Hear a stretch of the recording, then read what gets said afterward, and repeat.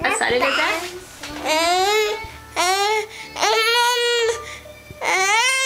Vad sa du för någonting? Vad sa du för något? Va? Sa du mam? Va? Sa du mam lite? Mamma? Var det det du sa?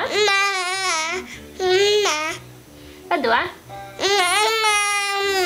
Bra, Ludvig! Vad sa du nu? Pappa?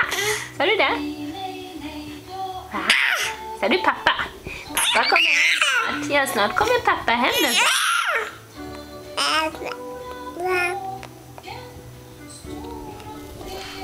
Vad sa du? Vad sa du? Vem är det som kommer hem snart? Vem då? Är det pappa? Är det pappa som kommer hem snart? Va? Ja, just det. Och sen kommer pappa. Pappa.